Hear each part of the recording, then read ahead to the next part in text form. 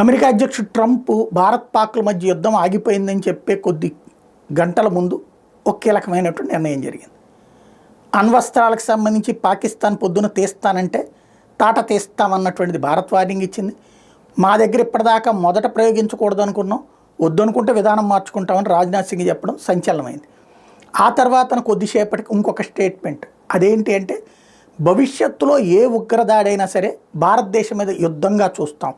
ఇదే నరేంద్ర మోడీ వచ్చినప్పటి నుంచి చూస్తోంది, నరేంద్ర మోడీ వచ్చినప్పటి నుంచి చేస్తోంది.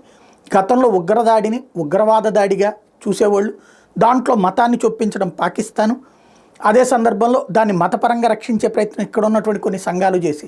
బట్ నరేంద్ర మోడీ వచ్చిన తర్వాత దాంట్లో మతం అంటలేదు, మత ప్రాతిపదికన దేశం కావాలనుకునేవాడు మన దేశం మీదకి యుద్ధానికి వస్తాం కిందనే చూస్తున్నాం.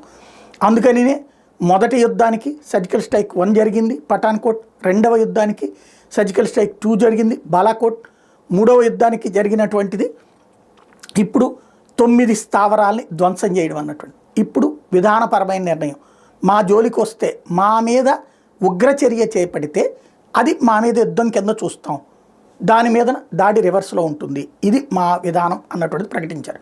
ఆ తర్వాత కొద్దిసేపటికే ట్రంప్ మేము వీళ్ళిద్దరు యుద్ధ విరామానికి నిన్నటి నుంచి ప్రయత్నించాను, సక్సెస్ అయింది నైట్ అంతా ప్రయత్నిస్తే అని చెప్పుకొచ్చారు. అంటే ఈ విధానానికి ఒప్పుకుందా పాకిస్తాన్? భవిష్యత్తులో ఉగ్రదాడి చేస్తే తను బాధ్యత తీసుకుంటుందా? ఉగ్రవాదుల్ని రాకుండా ఆపుతుందా? ఇక్కడ అమెరికా కూడా బాధ్యత తీసుకోవాలి. ఎందుకంటే అసలు ఉగ్రవాదుల్ని మొదట తయారు చేయడానికి కారణమైన ఆర్థిక సాయం చేసింది అమెరికా.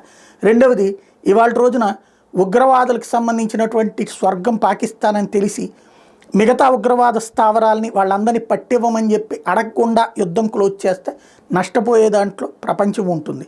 బట్ ఓవరాల్గా అయితే భారతదేశం మాత్రం భవిష్యత్తులో మీదకి దాడికి వస్తే దాన్ని యుద్ధం కింద చూడాలన్నటువంటి నిర్ణయం అయితే తీసేసుకుంది.